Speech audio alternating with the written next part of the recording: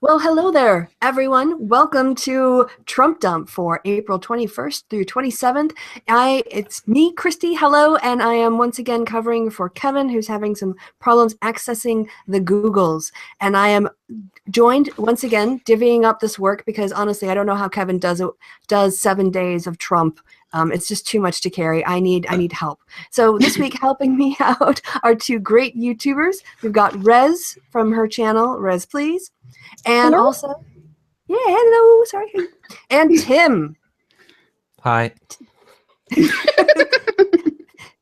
So we're gonna start I off. should have sounded more excited. Hi. You're so excited to be here. That's better. So yes, we're going to be going in basically chronological order because that's generally how time works in a linear fashion. Just ask, is it Undoomed? I can't remember. Anyway, we're going to start off. Tim drew the straws of the Friday and Saturday Trump dump. So to bring us up to date from last week to this with the nightmare that is the Trump administration, Tim, take it away. Well, I had Friday, 21st April, day 92. It was announced that they were going to unveil their tax plan. So I guess that was just like the announcement. They didn't unveil it or anything, but they just were putting in a marker saying we're going to do the tax plan. They had originally planned to get the tax reform bill passed by August, but that's probably not going to happen because there's too much difficulty. So they're trying to get it passed before the end of the year. Trump signed an executive order reviewing regulations set last year in order to simplify tax filing processes for people. And then he said some like dumb quote about like taxes are complicated or something, but I can't be bothered writing it down. It's just like some stupid Trumpism. He also signed 2 presidential memos to review Dodd-Frank regulations, which, if people don't know, presidential memos, because I looked this up in order to research this, are like one level You're below smarter. executive orders. So executive orders take precedent over presidential memos or memorandum. Yeah, that's right. But yeah, but he did 2 presidential memos to review Dodd-Frank, I guess basically to gut it and stuff because it was too rigorous for his tastes.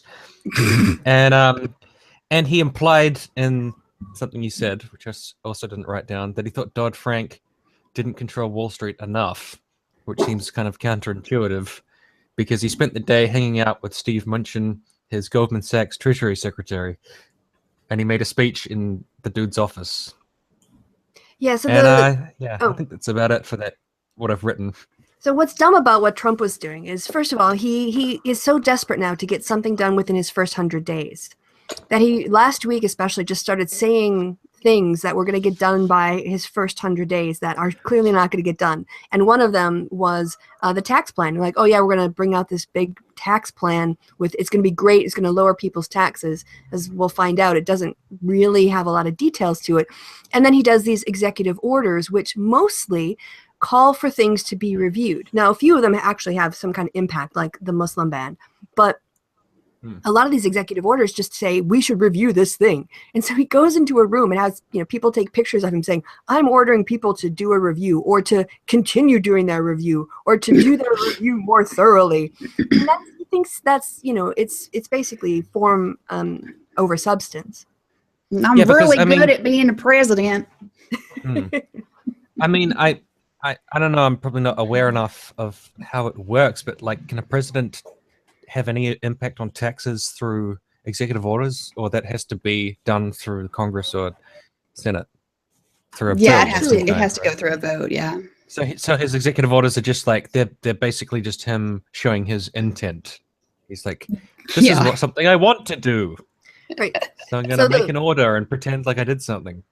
Yeah, the president is the executive, so the president gets to decide how laws are enforced, how they are actually implemented. And that's why there's some do that on taxes? Regulatory. But no, he can't unilaterally change things. If the law needs to be changed for him to get something, then Congress has to do that. He can only work with the laws that are already on the books. Yeah, like can someone be like, Trump said I didn't have to pay taxes? Okay. Someone might try. I think Goldman Sachs might try that. Goldman Sachs people are going to be like, Trump said we didn't have to pay taxes. Totally. No, but they keep delaying things a lot. So they said they wanted it passed by August, and now they're saying by the end of the year. And then by the end of the year, it will probably be like the following August. And then it will be like the end of that year. And then we'll be like, no, maybe 3 years. Yeah, he's like trying to take credit now for things that might possibly happen somewhere down the road.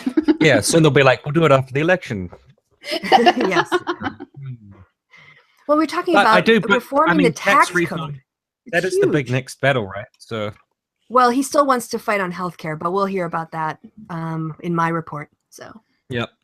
And also, I mean, you know, he could, or him in Congress and the Senate could get it done at some point. It's a troubling thing, I think. Oh yeah. But hopefully, they remain hopelessly incompetent. Well, all signs point to yes. I hope so. All right, so my next day was Saturday, 22nd of April, which is day 93. So there's a massive march for science. 150,000 people went to the Washington National Mall, and many expressed concern about global warming science being ignored by the administration. And Trump has said numerous times that it's like a hoax. Trump released a statement big upping science, being like, science is fantastic. I love science. It's the best. And then, I am the best science. I'm the best science. Yeah, he was like, people care about science because it's fabulous. Love it. But then in the past, he's called climate change a hoax. And he's also questioned whether vaccines are safe, which I did some research on, and he did do that. So if you want to Google that, go ahead, look it up. He talked about it in interviews and stuff. Like he said somebody got autism from a vaccine, that kind of shit. He probably heard it on Fox News. I think we're going to have to replace, the Janus coin that has two faces on each side. I think we're going to have to start calling that the Trump coin, because he talks out of both sides of his mouth so often, and he takes every position there is. It's awesome. Oh, right. I've written here in the 2015 GOP debate, he said something about vaccines making people sick or some shit. I'd have to look it up, but that is a thing. Crazy. Yeah. He just whatever pops into his head. Yeah. He plays to his audience, his current audience, vaccines. Right? It's whoever he's talking to right then, he says what they want to hear, not what he really thinks. And then he'll change if his opinions change on his audience based on his own. He's exactly the kind of politicians Trump voters said they never wanted. Exactly. Wait a minute. 2015 GOP. Are your handwritten notes getting hard to read? I just thought I'd do some research quickly. This is just some on-the-fly research here in Washington Post. This is real journalism, folks, y'all. Live. That's incredible. This is how it really works. Mm-hmm. This isn't fake Google. Google. What? This is about Ben Carson. That's not Trump. Okay, well, you look at. Maybe it's good to do research in advance before the show, Tim. Always a good idea. Okay, well, it says Trump was asked if vaccines cause autism. Well, I've just explained to him. He can read if he wants to. It's in. Fuck it. I don't know. Trump, I can't find it. Come on. Yeah. Okay. Basically, he flip-flopped. That's the moral of the story. I just can't find what Trump said. I just know Carson definitely said something. Oh, here it is. Okay.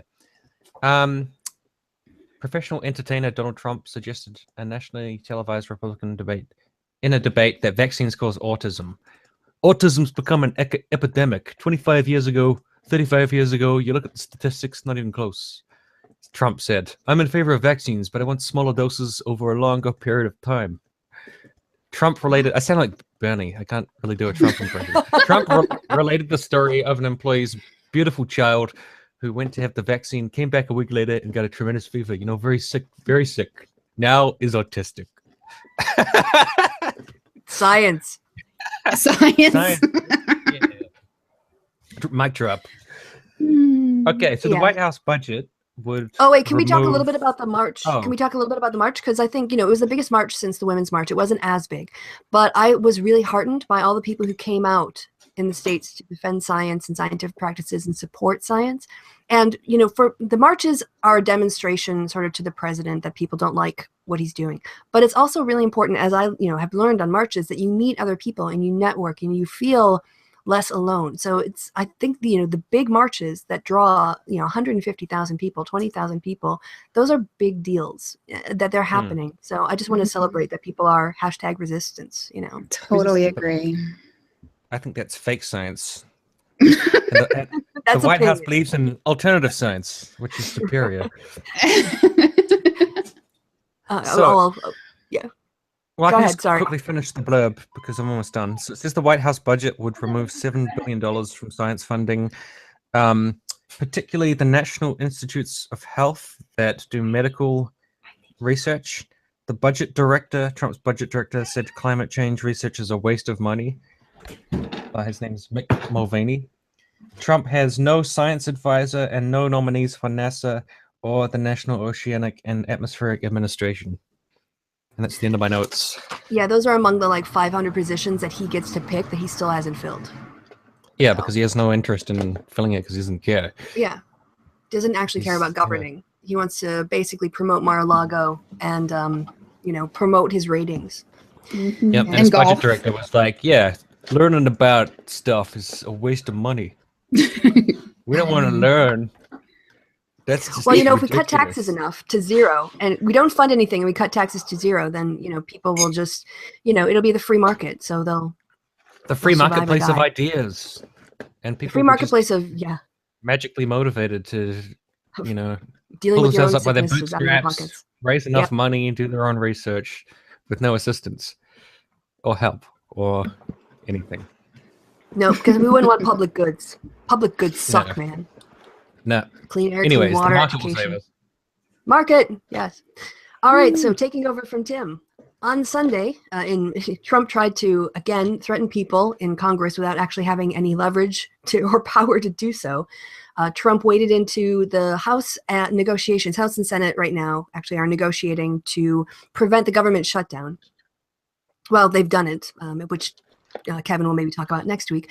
But the negotiations were going fine. Like the Democrats and the Republicans were both working on the bill, and Trump decided to insert himself into it.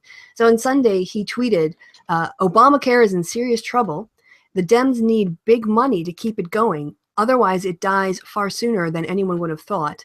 Democrats don't want money from budget going to border wall, despite the fact that it will stop drugs and very bad gang members, MS-13 gang members.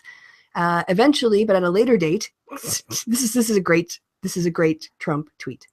Eventually, but at a later date, so we can get started early, Mexico will be paying in some form for the badly needed border wall. And then the story goes on to add, without offering a plan or a timeline. So he basically wanted to tie the Democrats' funding for Obamacare to the border wall funding in this negotiations that are happening in the House and Senate. And basically, Dick Durbin, a senator, a Democrat in the Senate, said this is a political stunt, an obsession for the president that should not shut down our government. Don't put any poison pills into this process. Let's just do our responsible, important work of funding this government. And Marco Rubio said, we cannot shut down the government right now. And because he was noticing the tension in the Middle East, he said, the last thing we can afford is to send a message to the world that the United States government, by the way, is only partially functioning. So Trump, again, just sort of inserts himself where he's not needed, not wanted, and is actually interfering with things rather than making them better. Any thoughts on that? Isn't that what he does? I mean, isn't that just what he does? Yeah, it seems to be. Especially with the tweets. Like that is his favorite way to fuck everything up. Yeah, very much so. Mr. Fucker Upper. Instead of Mr. Lava. Mr. Fucker. So he's trying to put the border wall into other things now. Yes. Because he's desperate. Republicans are notorious for that shit. Trying to append something at the end of some other thing so that they can sneak it through. They're notorious for that kind of shit. And they also do politics with that a lot too. So they'll have the bill for saving orphan children, and then on the end of that, they'll put in this random tax cut for stop abortion. Yeah, they'll defund Planned Parenthood. Or something right. And if you vote against it because you don't want the abortion thing, then that means you're for killing orphans. they're like, why do you hate the orphans? And then you have to explain, like, no, like they kept putting these writers and other crap on the bill to turn it but into orphans, but the orphans. Like, God damn it. So now that's going to happen with the border wall. Like, everything is going to have the border wall sneaking into it. Yeah, and healthcare. You know, the problem is when he does these things, when he bluffs and then he's exposed and he backs down, he becomes less credible because he backed down before, so he'll do it again. Yeah, you know, but he doesn't really though. If you look at the people that are still, I mean, like 90-something% of the people who voted for him would still vote for him, and they think he's doing a great job. But these are the people who troll the comments on YouTube. I mean, they're the voting equivalent of their YouTube trolls. You know? They're just in it for the lulls. True. I don't know, because have you guys seen Ben Garrison's comics? Mm-mm. You know, nope. Can you describe them to the audience and to those of us who haven't seen it? Well, he makes these, he's like this right-wing comic artist who makes these like ridiculous comics where everything is like labeled. So it will be like Trump and there'll be like a tug of war between like the globalists and like Steve Bannon on the other side, trying to pull them back towards the Make America Great crowd. And then on the right, there'll be like a pyramid, it'll be like the Illuminati, and then there's like this evil snake, and it's the media. And it's like really awkwardly done, and like everything is like labeled so that you know what everything is. And then of course everyone will be like, and then it will be like this little bag of money, and it says like the lobbyists, but it's just in the background because I guess right wingers don't mind lobbyists that much, but they have to put them in anyways. And in the comic, like, there's all of these like flag waving American people, and they're holding placards that say like the wall and like drain the swamp and like all of the like slogans that Trump said. And they're seeing him get pulled away by the globalists, and they're all like crying, and they're all like, no. I think I saw no, Jared Kushner's taking him away. Oh no. It's the fucking Jews. It's always the fucking Jews. And I just felt so sorry for like all of those like voters who have this fantasy in their head about like the wall and like, I don't know, getting rid of the Jews and like whatever. And then like Trump gets in there and he's just like, everyone could have predicted he would just be like a shitty GOP douche style idiot. You just need to look at what he wanted. You know, with Trump, it's hard to determine whether or not a quote is just The Onion or actually Trump.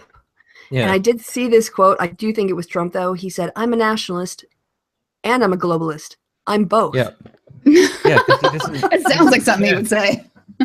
Like, because the fact is, besides like the wall and like all the crap that he said, it's just a Republican, you know, president. And they just want to cut regulations, they want to cut taxes, and they want to help bankers and shit. And that's all they ever want to do.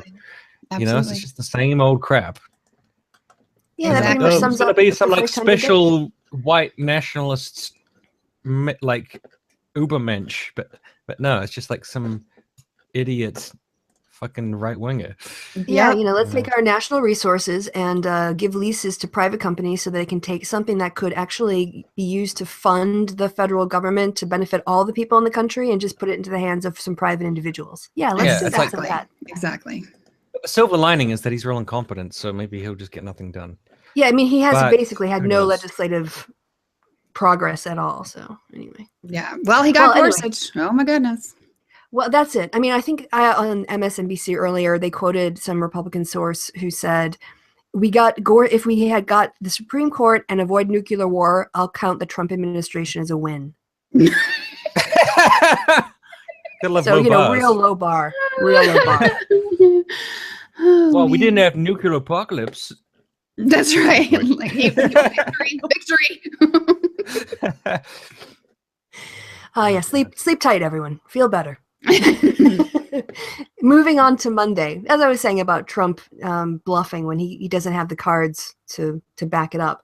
After threatening over the weekend to block funding for the Affordable Care Act unless Democrats help secure more money for the wall, Trump tweeted on Monday, the wall is a very important tool in stopping drugs from pouring into the country and poisoning our youth and many others. If the wall is not built, which it will be, the drug situation will never be fixed the way it should be. And the Democratic leaders said the budget negotiations with their Republican counterparts were actually progressing until the White House intervened and created an impasse over funding for the wall. Trump was giving also mixed signals about his 100-day marker, both dismissing it, yet, in my opinion, seeming obsessed with proving he's done something because he talked so much about his first 100 days when he was running for president. And so far, he's failed to get really any of his legislative goals passed. So the White House team has branded the 100-day landmark an artificial benchmark. But he's also being driven by it, about the wall and threatening healthcare. And complicating negotiations, Trump announced his intentions also to unveil a massive tax cut proposal on Wednesday.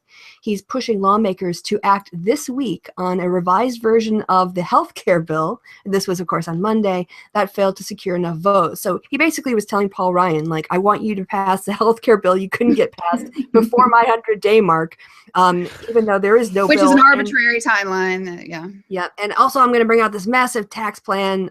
But actually, as we'll find out, there were no details. So, and again, Trump basically talking out of his ass again. It's his favorite place to talk out of. Yeah, it is his preferred mode of communication. His preferred mode of communication.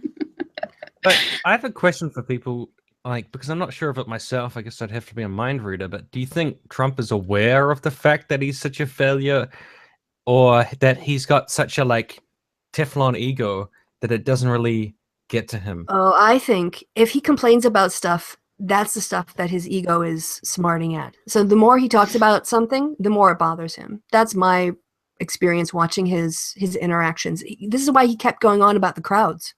But it doesn't result in self-awareness, though. It just results in him basically moving the goalposts and changing criteria for success and downplaying certain things and playing up other things, or just shifting the blame and just being it's Congress's fault. Yeah. It's a Democrat's fault. Yeah. I'm convinced that there is some sort of narcissistic personality disorder going on with him, and he just doesn't even see any of the wrong. He doesn't. Like you said, if anything goes wrong, it's always somebody else's fault. If everybody would just only ever listen to Trump, then he could save the world. I think he fully believes that. Yeah, someone described him as a 70-year-old adolescent. And if you think about a really shitty 15-year-old, who's like, you're not the boss of me. That's not my fault. It's that person's fault. And you're dumb. And it does. You're dumb. Well, that's why I think, so it gets to him on a superficial level, but I don't think it's crippling or anything, because I think he can just move the goalposts in his mind constantly. Well, I think when you say it gets to him, I don't think it gets to him in that he thinks something is actually wrong with him. It gets to him that other people think that. He gets mad that other people don't realize how wonderful he is. Yes, exactly. Why don't they see it? Why can't they just see it? I mean, he did say, spoiler alert, but he did just say recently, I didn't realize being president would be this hard. This is a lot harder than I used to work. I got a lot less free time than I used to. Yeah, and you just thought because you didn't even get the majority of the vote. Mm-hmm. You skated by in the narrowest of margins. You're disliked by more than 50% of the country, and yet you think you can just govern by fiat. That's not how democracy works. You have to deal with the House and the Senate, and you have to deal with the Democrats. And calling Chuck Schumer names is not going to enhance it. This guy is supposed to be the art of the deal guy. I know. He's not supposed to tip his hand. I would feel bad for him if I didn't know that him succeeding would be even worse. So true. Because his policies are garbage. So I'm just okay, I hope he keeps failing, and I hope it just keeps being kind of a sideshow, and we don't get nuclear war, and then eventually someone else is president. That would be great. And it would be hey, remember that time Donald Trump just gallivanted around being president? That was remember that time? Yeah, that was real funny. That was so weird. Anyways, it's good thing we didn't all die, and he got nothing done. That's what I want to have. It's like an arranged marriage that you can't get out of for at least 4 years, so how did I get stuck with you? It'd be wackiest moments of the, I don't know, of the 10s US or something. history, that time Trump was president. Oh. Well, that was crazy. Wow. That's hilarious. We were such losers back then. Mm-hmm. All right, so but I don't know. Just when you think it can't get worse, it does. So yeah, well, that's true. That's true. There's still so many days ahead of us. I know, but hopefully that's how we'll manage the first. Yeah, we're getting to 100-day marker. So everyone get their 100-day chip. Yeah. I've not been sober that whole time, though. Does that count? No, that's fine. That's perfectly understandable. So yeah, What's that's next? Monday done. All right. Okay. Wrap So it that up. is it. My turn now. Am I It is. on? Is the spotlight? Okay. I'm scared. No, I'm not. Okay. So we were just talking about the border wall. Luckily, he actually did roll that back, saying he was going to try. You know, like you said, he was going to try and like sort of throw it through with the other stuff. And then when he realized that that meant he was going to get blocked, which of course he can't stand, he's like, all right, we'll stop talking about the border wall until the 2018 negotiations. So that's kind of a win for us. Another win for us was when the judge blocked him from, he wanted to withhold funding from sanctuary cities until they agreed to start rounding up the Browns. And because the sanctuary cities were like, no, we're not going to do that because they're actually good for us. He was like, okay, well, we're just not going to give you the money that we had already set aside for you. And a judge was like, but you can't do that, dude. I'm like, that's not in your purview. So, of course, he's pissed about that. But all of us are like, thank you. The judges, I mean, like the judicial branch has been the hero of the administration, in my personal opinion. And can I just add on that? The judge, it wasn't the Ninth Circuit Court. Again, Trump gets basic facts wrong. It was a judge that operates within the Ninth Circuit. But that judge in the decision cited the overreach, or basically what Republicans called the overreach. When Obama tried to get the states to do Medicaid in a certain way, they took it to a Texas court, and they sued him in Texas court for his executive order, and they overturned his executive order on the premise that the president doesn't have the authority to extend that kind of requirement to the states. And the judge therefore cited the Obama decision that the Republicans wanted against Trump. That's and so lovely. I just love that. That's freaking brilliant. I mean, Trump must really hate the courts at this point. Oh yeah, he hates the courts at this point. Well, which of is course, a dictator. Most litigious. I mean, he's one of the most litigious people out there, right? He's filed so many lawsuits. I wonder who hates the courts more right now, him or Alex Jones? He just took away his kids. Oh, good Which point. again is another case. It's another case of. He still has can visit his kids, but he doesn't have joint custody with, like, they're not living with him, but he still has visitation. Yeah, that's exactly another case of someone who I want to feel bad for because I've got empathy and human sympathy, and then I remember who he is, and I'm like, never mind. Yep. Tricky. And then I realize that those children have to fucking put up with that guy. So I'm like, that's hard. I really want to feel for you, dude, but you're fucking nuts. And in this case, it wasn't in the Alex Jones case when people go, oh, judges always give custody to the women. It was a jury. And also, he's fucking insane. Yeah, well, he's clearly insane. He's so insane. Anyways, I think so much of what he does as a performance artist is like him being a performance artist, but his insanity is totally true. It's totally real. Yeah, both can be true. They're not mutually exclusive. Yeah. Right, exactly. It's high impact performance, which I get from my vitamins. And I don't know. You seem very stable. No, he's not. He's not a stable man at all. If it's all an act, then like I hope his audience knows that. And the thing is, we could be talking about Trump or Alex Jones right now. That's so true, right? They are. You could. They're very interchangeable. But I feel like those are situations where these people are in that kind of like crazy fantasy land doing whatever, and then reality hits them in the face, and they're like, oh shit. There's actually laws and there's actually stuff that I have to follow. This is fucking god damn it. Like both of them, I'm sure Alex Jones would want to just like waltz in and be like, forget about everything I've ever said or done, just give me custody. Well, Brownback. Mr. Jones, it doesn't work that way. Brownback and the Republicans tried that in Kansas. We'll just slash taxes and the market will take care of it. Yeah. You know what? Reality smacked them in the face too. Yeah, like there's laws and stuff. Like this is a conspiracy. Like no, it's just literally that there's rules in society. Yeah. Anyways, I really want to say what slapped him in the face, but that might make this an X-rated show, so we'll move on. It's a whole different .com. Yeah. Oh gosh. So how about Ivanka Trump getting booed in Germany? She said her father is a champion for families and women. I used to think she was smart. I used to think she was like one of the smart ones. But I'm starting to realize that she's just one of those people that looks smart. Yeah, it's the John Oliver expose. Yeah. So she says, I'm very, very proud of my father's advocacy. Long before he came to the presidency, but during the campaign, including in the primaries, he's been a tremendous champion of supporting families and enabling them to thrive. Like, what? Do we not remember any of his, like, Trump Tower shit and any of that? Like, when has he ever been a champion for anything other than the Trump brand, really? But especially for families and children and women? So, like, that's basically what everybody thought when they booed her. You could tell that that's what was going through their mind. It was interesting because I had a colleague come up to me who was German and said, I see in American news that all the coverage about Ivanka Trump's visit to Germany is about her being booed. And I went, yeah, because I had been watching the American coverage. And he went, the German coverage didn't talk about that at all.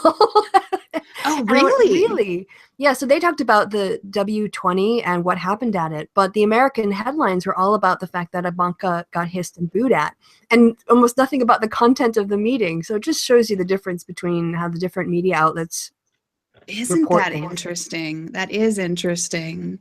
I don't know. I have mixed feelings about her myself. Was it in reference to anything, or was it just sort of vagueness? Like, yeah, just sort of in a vague sense, he's good. Well, she always speaks in vague terms. She always speaks in vague terms. I think it was in response to a question, but now I can't seem to find the question. And so have you watched the John Oliver bit on Ivanka Trump? That's on YouTube. Oh, not yet, but I need to because I'm in love with that man. I know. I said before, like on a different hangout, that he just sort of opens his mouth and Emmys are spun out in the form of stories. You know, he's just amazing. But yeah, he did a great, basically expose of Ivanka and Jared. And you will never look at them the same way again. Everyone go watch the John Oliver Last Week Tonight clip on Ivanka. Okay, I'll definitely do that. That's awesome. Yeah. Well, then on Wednesday, we had another mother of all bombs dropped, and that was the tax plan, which was a rather impotent bomb and yet still a bomb because it's all flaccid and flabby. It was a one-page bomb that basically says we're going to bring back the Laffer curve, which is basically trickle-down economics, which comes from Reagan. Well, I mean, it even predates Reagan, but we have already debunked that whole idea that it works. But he's bringing it back because, you know, we Americans love to repeat our mistakes. Yeah. And he's giving, so corporate tax is going to go from 35%, which nobody actually pays 35% anyway, because there's so many, you know, exemptions and whatnot that the corporations take, but he's bringing it down to 15%. And he's doing it for all S corporations, which includes your small family business owns ones, great, but also for the massive hedge fund, real estate empire type things like Trump's companies. Yep. He's getting rid of the alternative minimum tax. Everything he's doing basically is going to be so good for the Trump brand.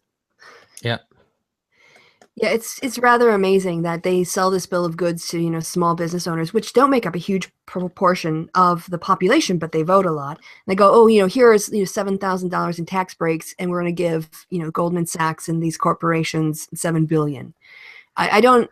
Yeah, there's so many problems with it. And personally, just let me just get this out. I mean, I have the opinion, and I'm not a tax expert, so maybe I'm just blowing hot air, and people can correct me on this, but it seems to me that if we have companies that are moving their headquarters offshore in order to avoid our tax laws, why can't we basically treat these are the faith-based capitalists, you know, of, well, Republicans, it will be self-explanatory then because they don't want to tax business at all, but why can't we treat America like a franchise? If you want access to our markets and you're not willing to pay taxes, then you have to pay the government to access the markets, to pay for the services that your business is going to enjoy, like educated employees and roads and other, you know, fire and other services. Okay, that's not at the federal level, but the military that keeps the U.S. protected. Why can't we apply those market principles to make sure that companies are not paying zero in taxes? Why can't we indeed? Curious about, like, how are they going to fund like anything? They won't. Right. Well, they got a tax foundation analysis already came out saying that we're going to lose $2 trillion in revenue over the next 10 years if we do that. Aren't they cutting taxes on like everybody? Like they're cutting taxes on poorer and middle class people, but they're cutting like a tremendous amount from the top bracket.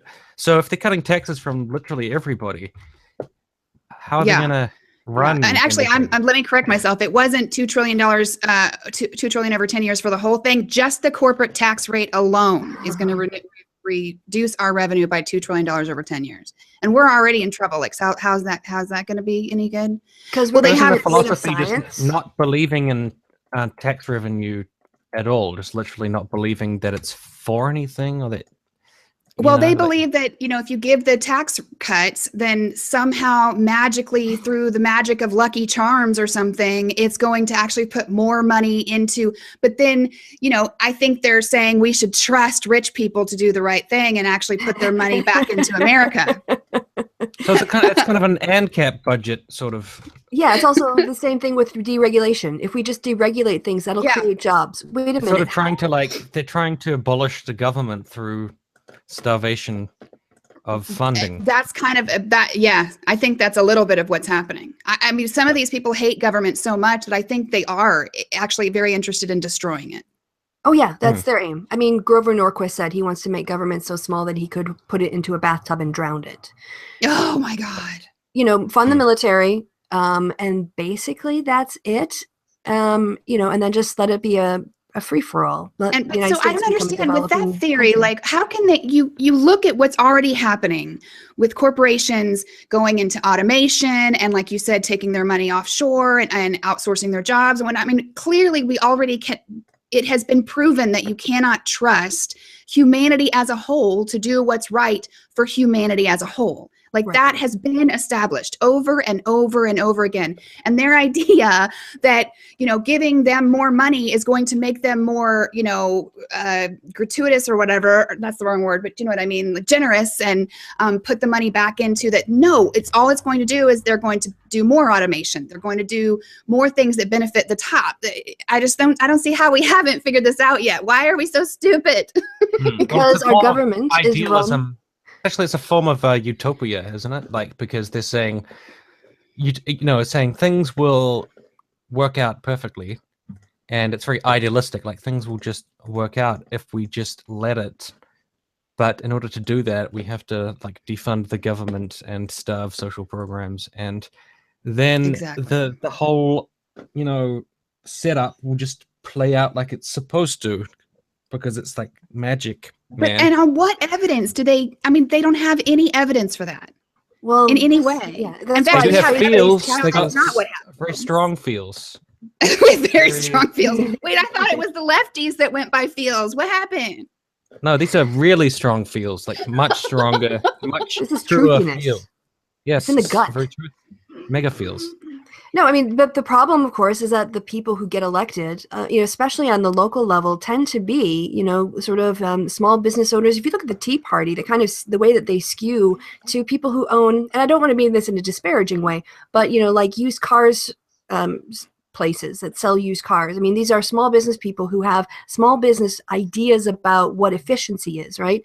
And they take these principles of cutting your cost and maximizing your profits to the government, but they don't maximize any profits. They just cut costs, and they cut costs, and they cut costs, because you know what? Yes. They don't want to pay the taxes to help other people. And when you have a party that's dominated, especially, I'm not saying the Democrats are free from this, but the Republicans are characterized by people who want to apply the principles of business to government in order to basically slash it, because they want to cut their costs. And apparently the quality of human life is a cost they're not willing to bear. That's absolutely right. If the economy turns to shit, like they'll have their taxes cut, sure, but they'll also like lose their business because the economy will be garbage. And but then they say like, oh, it'll magically grow or magically, it's all free management. Yeah, it's just all free like marketed. I said, faith-based capitalism. Yeah, I just keep coming back to it. It is. It's kind of like it's the religion of because I mean, trading goods and services and everything, that's perfectly fine, but we don't believe that that's the solution to everything. I certainly don't. In my experience, every business has hired employees when one necessary and sufficient condition arises. They have more demand than they can meet with their current employees, and they're willing to incur the cost of a new employee because the profits will be more than that. This is why supply side doesn't work. Just giving rich people more money doesn't create any more demand. I think it is a religious belief because it's not based on evidence or facts. It's not based on like what actually happens when you do it.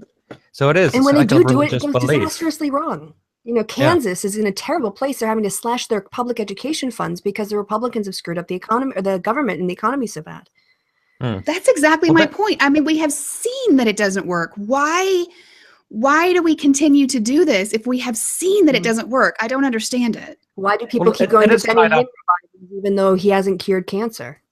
It is tied up in like concepts and rhetoric of freedom, not necessarily what freedom really is, but just like the rhetoric of it, saying like, hey, we're the party who... You're right. You know, we're all about being free, and we're all about making your own choices and doing your own thing. That's why you're on your own, and I'm not going to help you. Yeah. Like, yay, don't help us at all. Woo, vote for you.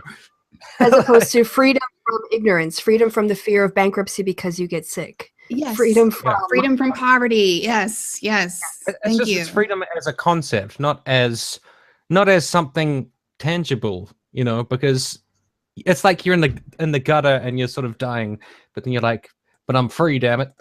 No, but I'm free. How does that song go? Oh, well, I'm proud to be an American. At least I know I'm free. A homeless man singing that song. Really? Does that make you feel better? It does, though. It really does make them feel better. I was like, I'm dying of cancer and I couldn't get health insurance, and then, you know, my business died and everything's turned to garbage, but I'm a free man. But at least nobody made me pay $50 a month for health care. Goddamn them. At least they rolled back Dodd-Frank. That damn Dodd-Frank, roll back those regulations. At least they're building that darn tootin' wall. At least I can pour my coal into the streams. You see, that's the thing. I think, you know... At least I can buy a tank. When I vote... Where else can you buy a tank? I think politicians should like do stuff for the people. I don't know, you know, and for some reason that's really unreasonable position. Really surprising way to look at it, Tim. Don't you know that's not how it works? But they literally don't think of it that way. They don't want politicians to do things for them. They just want politicians to like not do stuff and leave them alone. And, which is kind of weird. Well, some of them, but I think a lot of them. If I vote for you, I want you to like make my life better.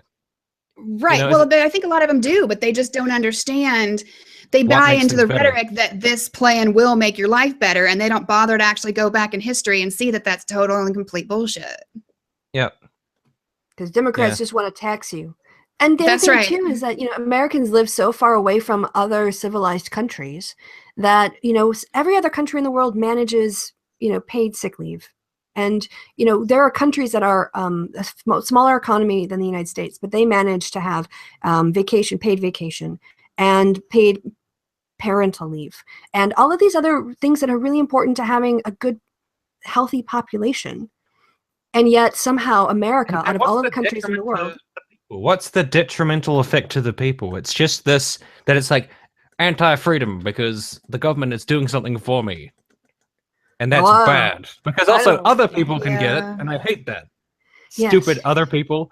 It's almost like they contradict themselves, though, because they want to go, America's the best, America's the best. I mean, you still are raised in this country being taught in schools that America is the best at everything, right? They teach that shit in schools, okay?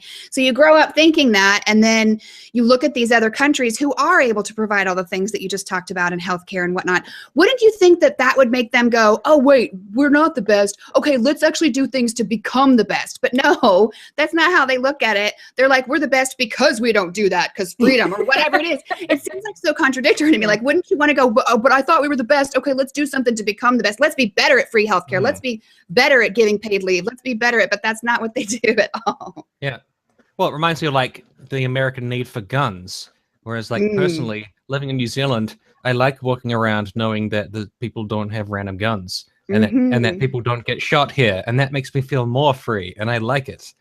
But then that's a very good point. It makes you feel more free. Very interesting. Yeah, I feel more free like walking through a mall knowing nobody has a concealed gun than I would probably feel in a country where everybody has guns. You know, but really the guns are like this rhetoric around freedom and guns, but like where's the freedom in just generally feeling less safe in society because lots of people have guns? I don't see how that's more free. No, I That's less totally fair agree. to me. It's more profitable for gun manufacturers and sellers, though, if everybody's scared and wants to buy a gun. Create demand. See, they understand the concept of demand in the NRA in the way that Republicans in Congress don't. Yeah. That's true. That's true. Well, they're like a byproduct of safety is, increased risk. It's very what? I know that's an extreme catch-22 to me. That's so funny. Like That's logic, so funny. motherfuckers. Logic, motherfuckers. Yeah. That should be their new theme. The next MAGA will just be logic, motherfuckers. Yeah, like I may be at increased risk of being killed, but I feel safer because I've got my gun. That's right. That's right. Well, it's also that thing where you I think they tend to just trust the masses. Like the masses will do the right thing with the guns. The masses will do the right things with their, extra money. But I mean, when in history have the masses will do the right thing with their tax cuts and fix everything magically? Yeah, exactly. Exactly. It's so because crazy. we don't need no darn tootin' government trying to run our society. We don't need no government keeping us safe. Sorry, we've got a lot of Southern mockery in this stream, so I apologize to anybody. I'm sorry. I'm from Texas, so that's like my go-to conservative voice because that's all the conservatives I know. You've got the immunity idol. I do, yeah. I've got the immunity idol. Exactly. I'm gonna give it to you, Tim. I'll share it with you, Tim. You're allowed to use it. That's why I can say whatever I feel like about white cis males. So it's awesome. There you go. Exactly. Because I am one. So. Well, remember that was stupid. All right. Sorry. We're talking about the same party that has the logic that the way to fix the healthcare coverage in the United States is to roll back regulations that prevent insurance companies from selling you policies that don't cover emergency care visits, maternity things, prenatal care, any major surgery, and doctor visits, prescription drugs, any of that, and sell you that for $100 a month. Or $200 a month, and that's their solution to people lacking access to healthcare. Yep. Well, I mean, Paul Ryan put a picture on Twitter that I made fun of. It was just hanging around with some teenagers, and he was like, just been sharing some of these incredible stories with these amazing cancer survivors. And for some reason, it just struck me the wrong way because I was like, you are literally a dude who would probably. They'd be more likely to die if you were in charge. So I don't know what you're the dude who stood up and said, well, it ain't right that the healthy people are having to pay for the sick people, as if that's not how insurance works. What? Yeah, and a questioner was like, basically, if your plan was, going to be passed, I would probably die. And he's like, well, I just want to congratulate you. I just want to say you're doing a great job with your sickness, and I wish you the best. So what we want to do is probably and just deflect, not even address that. But you probably would die, but I feel uncomfortable that you're challenging me. So sir, I don't want to die, but I also don't want to help you pay to live. Okay. Well, Paul Ryan is from Wisconsin, don't you know? So he won't have a Southern accent. No, you're right. You're right. I can't help it. That's my go-to conservative voice. That's however. I'm doing my Wisconsin accent, don't you know? Because I feel like it would be like, if I posted a picture of me next to a river and I'm like, we have to protect our natural environment, and in the picture I'm pouring toxic sludge into it. Right. Yeah. Yes, that's exactly right. That's exactly right. I'm the wrong person to be saying that because I am against. He is literally against helping those teenagers who struggled with cancer, and he's like, here I am with these people who are being props for me, and it's just very off-putting. Yeah. Well, this in the same that's because of his policies. If he had good policies, he was actually going to help them, I'd be like, oh, that's great. He's hanging out with the cancer victims. He would help. But instead, he's hanging around with the cancer victims who are a prop because he wouldn't fucking help them at all. Yeah. You only deserve to live if you can afford the incredible prices that healthcare are today. Yeah. It's my healthcare plan is horrendous, but look at me hanging out with these teenagers and saying nice things. Okay. That's like Richard Spencer to me. Richard Spencer will occasionally say something nice about a black person or actually speak to a black person, and suddenly that means that he's not a racist. Yeah. This black person agrees with me that black culture is inferior, and here we are smiling. See, I'm not racist. Yeah, exactly. This is my one black friend. And he loves everything I say. Don't you? And Blair White. That's right. I like you, Richard. Well, that's actually funny that you brought up the health. She's trying to segue, Tim. She's trying to segue. Sorry. I was just going to say with the Paul Ryan thing that came out in the same week that Trump starts saying, well, we're just not even going to send payments to states anymore to try and make sure that he says White House drops threats of halting Obamacare payments after snagging spending talks. So he was saying, we're just not going to send money to the states anymore. We're like basically going to hold y'all's healthcare hostage if you don't do what we want you to do. But the Democrats are like going, well, we're just not even we'll let the government shut down then, which is kind of crazy, but I kind of love it at the same time because that's basically what the Republicans did under Obama. And I kind of have gotten to the point where maybe the only way to win this fight is to fight the way they're fighting. So the Democrats are like, well, then we'll just let the government shut down because, we're coming up on a where we have to extend all these agreements in order for the government to continue running. And they're like, if you won't take the Obamacare payments thing out of it, then we'll just let it shut down. And he's like, oh, okay, well then, yeah, it was my idea to go ahead and take it back. Yeah, I'm going to take it back. Well, this is the same guy who, of course, has a history of not paying his vendors. So he's quite familiar with the idea of having a financial contract with somebody and then not following through. So true. So true. Just like with NAFTA, he was going to pull out of NAFTA. And then I guess after a conversation with the president of Mexico and the prime minister of Canada, he's like, oh, okay, wait, that NAFTA? Okay, yeah. we'll stay in for a little bit. There's another NAFTA? Like, no, sir, this was the only one all along. Like, oh. This was, Trump, of course, after having the president of China explain to him for 10 minutes the history of Korea, he realized this is, North Korea, and South Korea, that's a really complicated issue. It's really, scary to me that he's relying on the president of China for his information on his own foreign policy. Yeah. Isn't that crazy? Oh my God. Crazy. Oh my God. Oh, I feel like I'm in bizarro world. And it's interesting that you bring that up because that was North Korea's the bad one? North Korea. Who knew it was so complicated? I thought that was the one we liked. Oh shit. That's further away. It's have you heard about the South Korea? South Korea is pissed at us right now. Well, they should be. Because that's the good one. Yeah. We are, oh gosh, I've had it written down. We're building in South Korea a anti-missile / missile thing. Supposedly. Huh? Leave New Zealand out of this. Shit. Anyway, sorry. South Korea, no, but they're really, here it is. We're building a THAAD anti-missile system, which is also like a missile system in South Korea, supposedly to, I don't know, show our muscles to North Korea or whatever, but it's pissing South Korea off. They're like, you're basically bringing war to us. That is a symbol. It's like you are putting weapons here. You don't think that's going to upset the North Koreans a little bit? And also China's like, I think it's not just to counter North Korea. I think y'all are also putting that there to kind of have a hold over us as well. So we're pissing off everybody in the area. And I completely understand where the South Korean people would be coming from. Imagine, that Canada was the global power and they were worried about Mexico. So they built anti-missile defenses along our southern border. Right. And you're like, wait a minute, what does Bixby, Arizona have to do with the Canadian-Mexican dispute? Exactly. I totally get where the people are coming from on that one. No, I totally agree too. And then we have Trump saying this week there is a real possibility of a major conflict with North Korea. Major conflict with North Korea. Yeah, he needs to shut his mouth.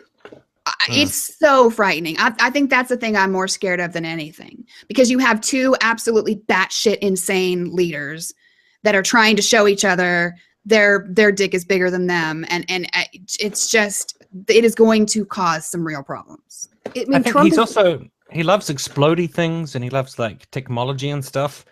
So when the mother of all bombs went off, he was all like, ooh, very explodey. Ooh, it's all wow, a big explosion. That's wow. And then they're talking to him, and he's like, I was so impressed by our military. Oh my God, it went big noise. And it was man, so cool.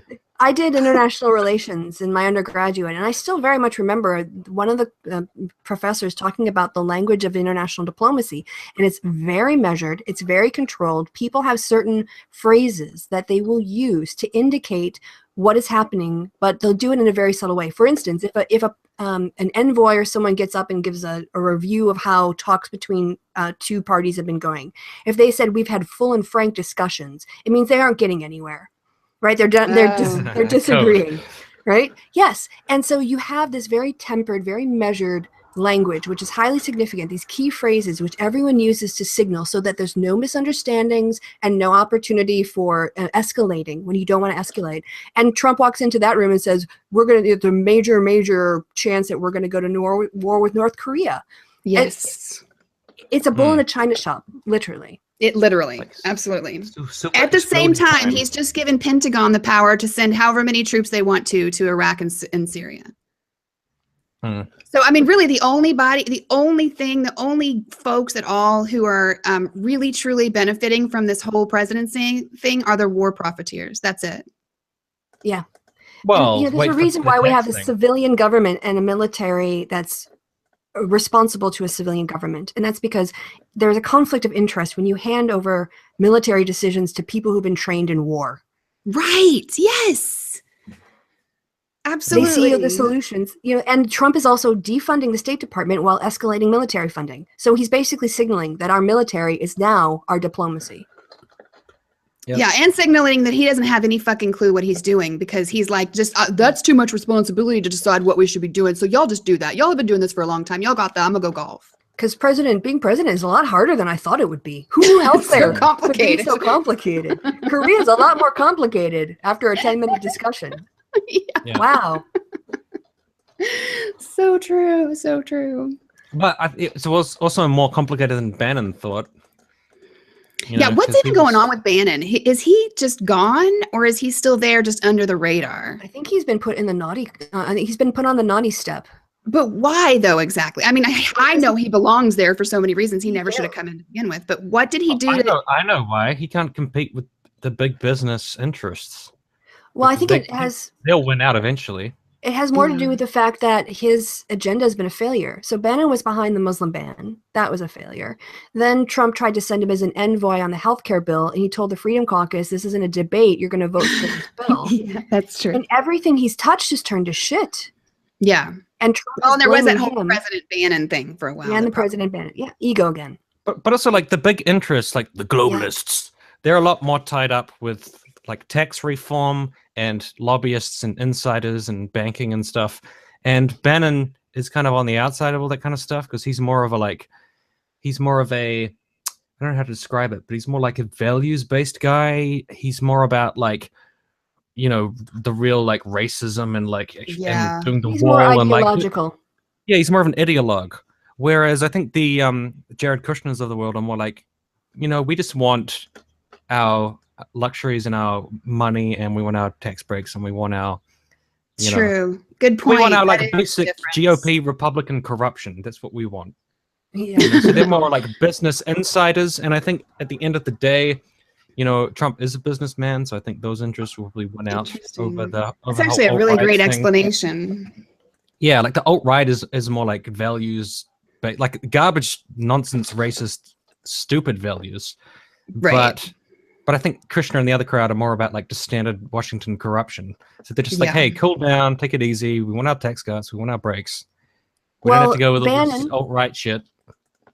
Yeah, Bannon is the rhetoric that you feed to a credulous populace who is not that politically engaged, but very angry and want to hear red meat. Exactly. And then Jared Kushner represents the ruling class that actually then, instead of doing those policies, do the exact opposite and expect people to not remember in 2 years' time or 4 years' time. And a lot of times they don't. So they keep pulling the same con. Their big interest is the tax thing. That's what they want the most. And also Dodd-Frank, but I think they really want the taxes. That's what Republican presidents, whether Trump wants it or not, all the people around him want that. They want the tax thing. That's right.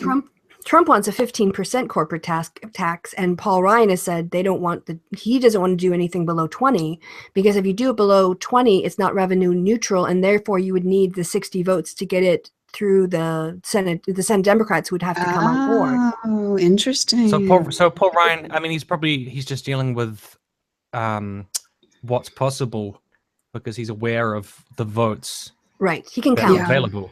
He can count. Yes. Yeah. Isn't that why Hillary got in so much trouble though? Because she actually dealt with what was possible. Right. I mean, that's partly why she, people didn't like her because she wasn't willing. She was willing to compromise that bitch. Well, there was this thing. Yeah, Tim and I are going to have a talk on Monday about Bernie Sanders and the future of the Democratic Party. So look forward to that. I'm really looking forward to that. Yeah, but I'm just saying, I thought she got too much flack then. Yeah, I agree. Right. But there is there was a piece on MSNBC. I couldn't find it, but they took the roles of Trump and Clinton and they switched the genders. So they had two. It was white performers, but the white male took up Hillary's rhetoric and even her speech patterns and her breathing rates and all that kind of stuff, mimicked it. And a woman did Trump. And they showed it to a bunch of Clinton voters. And the people who watched it said, I get why people were attracted to Trump now, because he does speak on a fourth grade level. Wow. He does speak in very emotive language. And it's not, it's not saying that's the right way to do politics. Wrong. Well, you're the puppet. Yeah. Like a bell. Wrong. Yeah, you're the puppet. You end up relating on an emotive level if you don't if you don't know enough about the policies to realize he's totally full of shit. Absolutely. That's why people thought that he wasn't establishment. He wasn't because, he talked like a real person. Right. Yeah. And what they didn't realize is that even rich assholes can talk like real people. Right. Well, they said that about George Bush too. I don't know, if Trump is someone you'd want to have a beer with, but they said that about Bush a lot. Yes. Everybody said it so often. They were always like, I would sit down and have a beer with Bush. And I kept always wondering, what's the relevance of whether you'd have a beer with him? To how well he's going to run a country. Exactly. Yeah, he's ruining everything, but I would have a beer with him. But I would have a bear with him. That's your I think people would want to have a taco salad with Trump on Cinco de Mayo and Trump Tower. I think it's bizarre that people are thinking about how they would like to hang out with the person, because that's not the fucking point. It's how they're gonna I totally agree. And also if that's your criteria, I would have loved to hang out with Obama. I think he would have been one of the coolest freaking dudes to talk to. But I don't understand why the same thing didn't apply to him. It destroys your credulity, your ability to criticize the person, because you're but they're so nice. I really like them. It's but what are they doing? Isn't it a lot more important? Right. Even with Obama, I feel just because you would hang out with him doesn't mean that. What's it got to do with what he's doing, what he did as president? Right. Out of curiosity, do we still have a day left? Do we? I don't.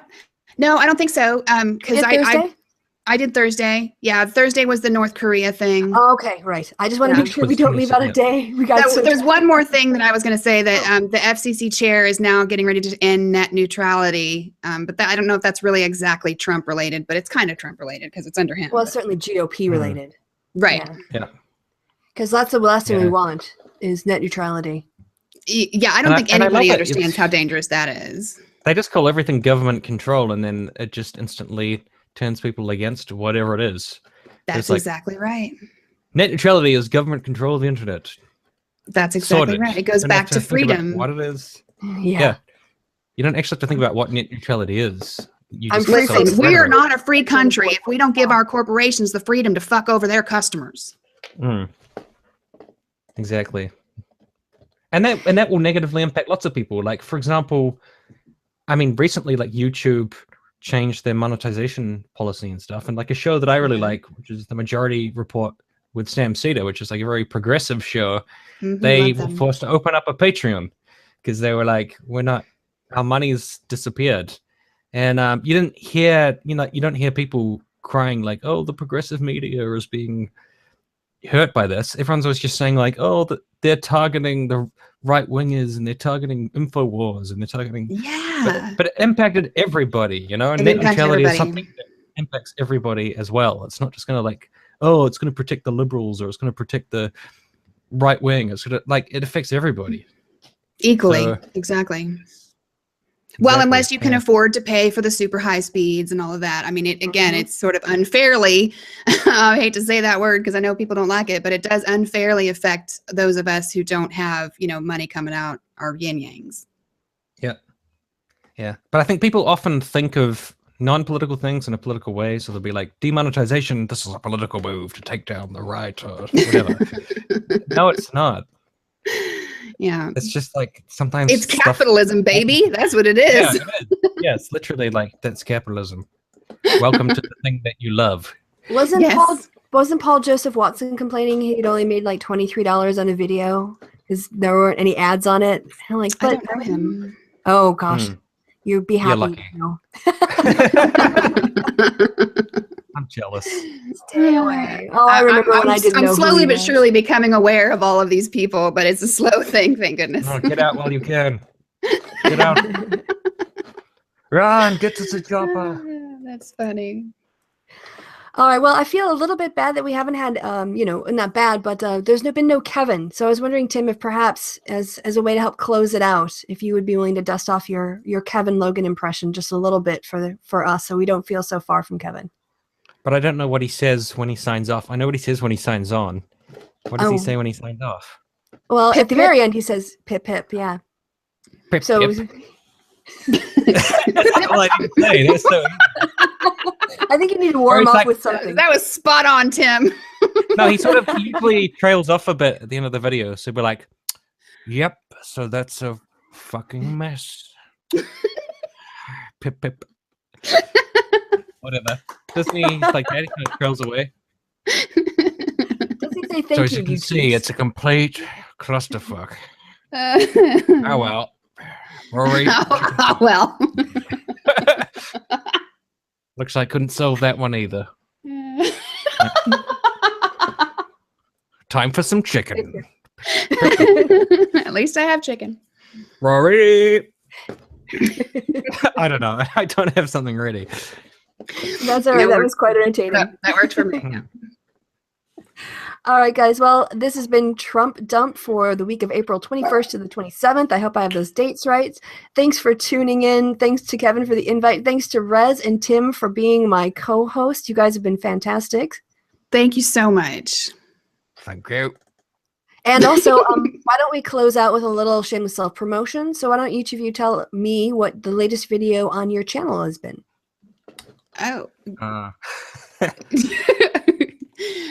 go ahead, because I don't remember. Let me go look. You go ahead.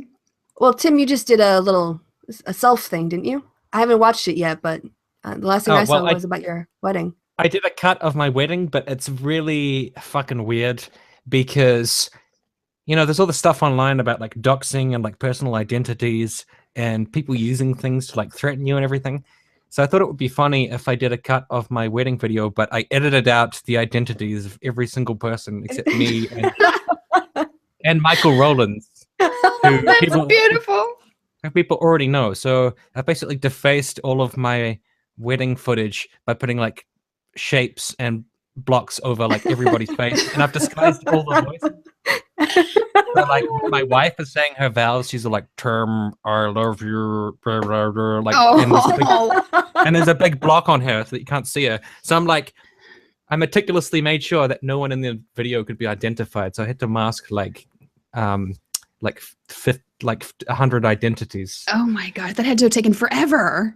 And then some people watching it said it was like an acid trip, or like some people were like, "What the hell did I watch?" Or like, oh, I can't wait to see it now. I can't wait to see it. It's like watching aliens. But it was kind of like the wider point was, like I wrote in the comments, just because I'm aware of the kind of people who follow me, I've made some minor adjustments to the footage to protect some of the people I love. So there you go. To protect the innocent. It was kind of like half comedy. Yeah, basically. Like try to use this against me now. That is awesome. Your stuff is always so freaking funny, Tim. I just love your channel. A lot of people are just like, what the hell did I watch? And then someone was like, so you married the block from Minecraft. I'm like, yep. Yep, ain't she sexy? Well, you just have to look. Very blocky. So, Rez, how about you? Okay, so my most recent one was I do a weekly, well, semi-weekly podcast with a friend of mine from the UK who is also super progressive. And that's what it was. And we were talking about socialism versus capitalism and how the marketplace of ideas can be related to democracy and stuff. It sounds really interesting, doesn't it? But Yeah, it does. Oh yeah.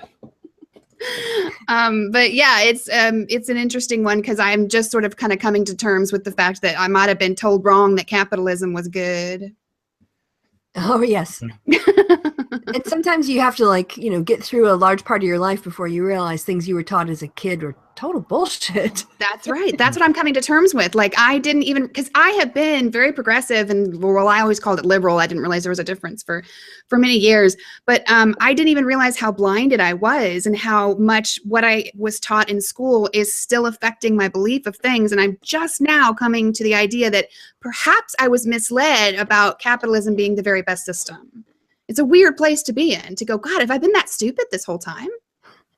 Yeah, I have been. So audience member, if that sounds interesting to you, go to the link in the description box below. Check out that video. Check out Tim marrying a block from Minecraft.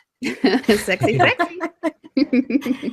And also another, once again, thanks to Kevin for the invitation. We had a lot of fun covering your show. Trump Dump taken over for the second time this year. Yes, thank you, Kevin. Thank you very much. Well, you have to say it after my outro, Kim. Tim, sorry, Kim. Woo. Kevin and Tim. You're Kim now. That's it. When you're doing Kevin, you're Kim, not Tim. That's your bromance title. I love it. Yes, like Tomcat. I can freely change my gender. This is what the left wants. Yep. All right, guys. I've been Christy. You've been awesome. Thanks for watching all the way to the end, and I'll see you again really soon. Go, Kim. Pip, pip.